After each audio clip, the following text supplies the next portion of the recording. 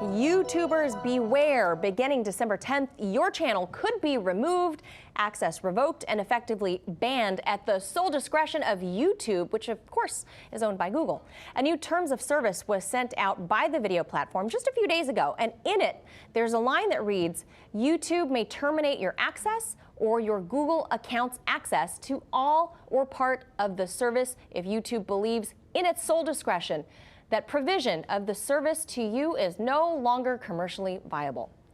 Ominous words there. So for more on this, let's turn to investigative journalist Ben Swan. Okay, Ben, so that sounds kind of sketchy to me. It's very sketchy. YouTube gets to be the sole decision maker, or in the words of George W. Bush, the decider, on whether or not someone's channel can stay up. Sure.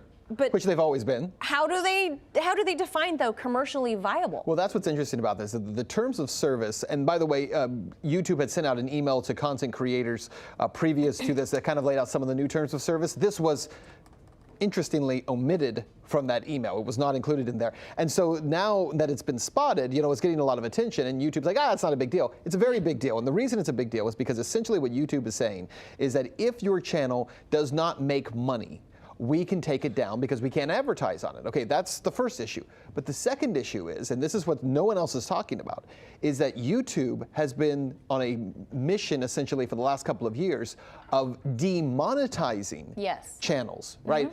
They don't outright ban channels, but they demonetize them, essentially saying that the content on your channel is not suitable for advertisers. Well, when you start getting those little flags on your channel that essentially say that your content's, and by the way, my channel constantly gets these, that your content is not suitable for advertisers, not because it's violent, not because it's hateful, but because you talk about things that maybe their mainstream advertisers like pharmaceutical companies might not like.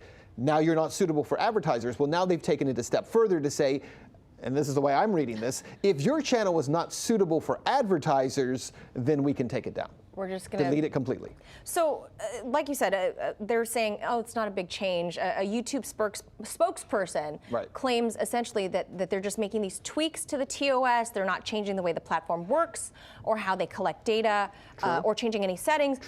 But this broad language, provides an opportunity, Ben, for them to clamp down on free speech, doesn't it? Well, it absolutely does. And they're right when they say we're not changing any, access to the site. We're not really changing any of the rules. It basically operates the way it always has.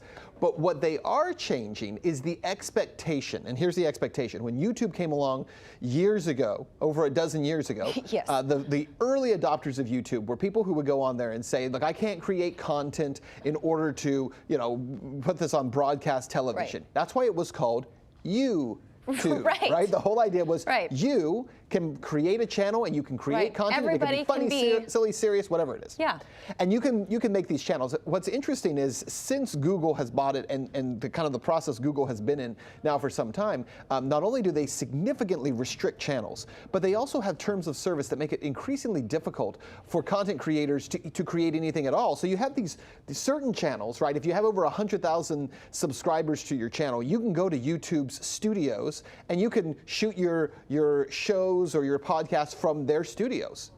But a lot of these new content creators don't have the ability to grow channels the way that they used to. And so the whole thing is gamed specifically for larger channels with large followings who create the kind of content that YouTube likes. They like gaming content, they like makeup tutorials, they like, like fun, silly stuff, anything serious, anything newsworthy, anything that challenges the status quo, YouTube wants it gone. They like that little boy that does all the toys, Ryan. Kids who open boxes they love Ryan. that stuff. Yes. Now, back to the same argument that you and I have discussed over and over about Facebook, about YouTube. That's right. Is it a publisher or is it something else? Right. Well, is it a publisher or is it a platform? If it's a platform, then you don't have the right to remove everyone from your platform, right? You are creating the platform.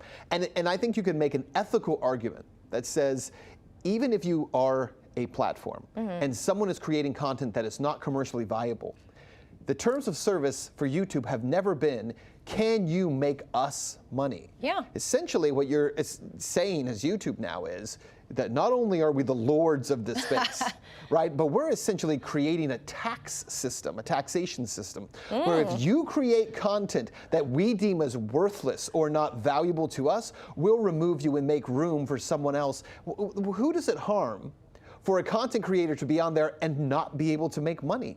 Right. What if you're another 5-year-old that's not Ryan, right, and is unboxing presents or whatever, and people don't watch your videos? Like, and what does that cost YouTube? It doesn't cost YouTube anything. So what this really is about, it's not about the people who are unboxing or who don't make money. It's about the next step in the demonetization strategy that says, first we demonetize information that we don't like, and the next thing we'll do is say, you're not commercially viable, so it doesn't sound like they're politically biased, and they remove you for that reason, when in fact, they're actually removing you because corporate overlords are saying to YouTube, we want them gone. Yeah, it is always a slippery slope, and you and I are always talking about this. I feel like it's never going to end. Always waving the flag. I was going, wait a minute, that's not right. okay. Yep. Like, what if my kid wants to have a channel?